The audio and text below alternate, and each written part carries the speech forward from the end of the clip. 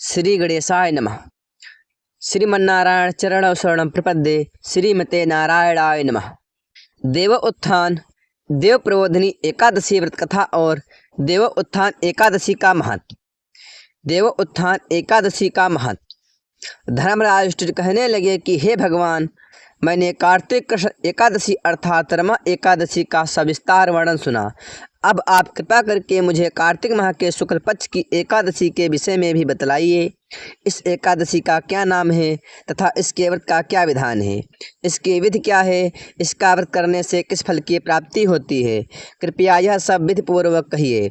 भगवान श्री कृष्ण बोले, कार्तिक माह के शुक्ल पक्ष में तुलसी विवाह के दिन आने वाली इस एकादशी को विष्णु प्रबोधिनी एकादशी, देव प्रबोधिनी एकादशी, देव उत्थान, देव उथव एकादशी, देव उठनी एकादशी, कार्तिक शुक्ल एकादशी तथा प्रबोधिनी एकादशी भी कहा जाता है। यह बड़े बड़े पापों का नाश करने वाली है। इसका महत्व मैं तुमसे कहता हूँ, ध्यान पूर्वक सुनो। अब आप लोगों को लेकर चलते हैं देव प्रबोधिनी एकादशी व्रत कथा की तरफ। ध्यान से सुने। देव उत्थान एकादशी व्रत कथा। एक राजा के राज्य में सभी लोग एकादशी का व्रत रखते थे। प्रजा तथा नौकर चाकरों से लेकर पशुओं तक को एकादशी के दिन अन्न नहीं दिया जाता था। एक दिन किसी भी दूसरे राज्य का एक व्यक्ति राजा के पास आकर बोला, महाराज, कृपा करके मुझे नौकरी पर रख लें।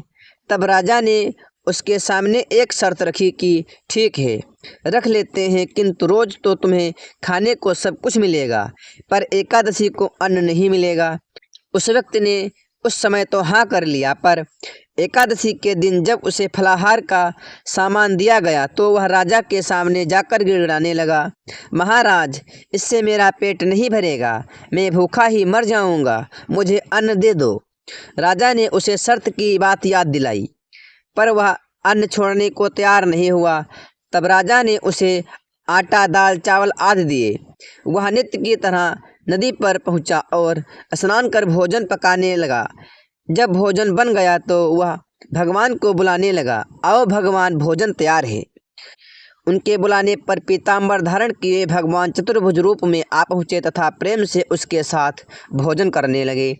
भोजनादि करके भगवान अंतर्ध्यान हो गए तथा वह अपने काम पर चला गया। 15 दिन बाद अगली एकादशी को वह राजा से कहने लगा कि महाराज, मुझे दोगुना सामान दीजिए। उस दिन तो मैं भूखा ही रह गया। राजा ने कारण पूछा तो उसने बताया कि हमारे साथ भगवान भी खाते हैं, इसलिए हम दोनों के लिए ये सामान पूरा नहीं होता। यह सुनकर राजा को बड़ा आश्चर्य हुआ।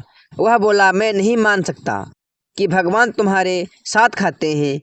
मैं तो इतना व्रत रखता हूँ, पूजा करता हूँ, पर भगवान ने मुझे कभी दर्शन नहीं दिए।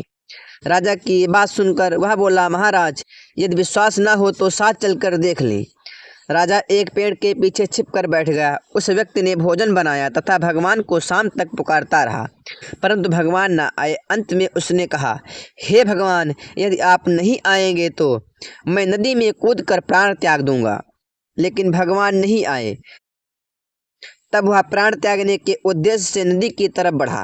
प्राण त्यागने का उसका दृढ़ इरादा जान शीघ्र ही भगवान ने प्रकट होकर उसे रोक लिया और साथ बैठकर भोजन करने लगे।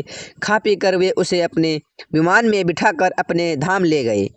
यह देख राजा ने सोचा कि व्रत उपवास से तब तक कोई फायदा नहीं होता जब तक मन शुद्ध ना हो। इससे राजा को ज्ञान मिला। वह भी मन से व्रत उपवास करने लगा और अंत में स्वर्ग को प्राप्त हुआ। इस कथा से यह भी प्राप्त होता है कि केवल व्रत और उपवास ही करने से सब कुछ प्राप्त नहीं होता। भगवान का सच्चे मन से ध्यान करना चाहिए और किसी भी व्रत को रखने से पहले मन को शुद्ध रखना चाहिए। किसी भी व्यक्ति के प्रति ईर्ष्या दोष नहीं करना चाहिए, ना ही किसी के प्रति गलत भावना रखनी चाहिए, एवं भगवान के प्रति समर्पण का भाव रखना चाहिए। तभी कल्याण हो सकता है और भगवान की प्राप्ति होगी। यह कथा आप लोगों को कैसी लगी कमेंट में बताएं। यदि चैनल पर नए हैं तो चैनल को सब्सक्राइब कर वीडियो को लाइक करना ना भूलें और वीडियो को ज़्यादा से ज़्यादा शेयर करें इस चैनल में सभी हिंदू धर्म से जुड़ी जानकारियाँ एवं कथाएं प्रदान कराई जाती हैं। आप सभी भक्तों को देव उत्थान देव प्रबोधिनी एकादशी की हार्दिक शुभकामनाएं।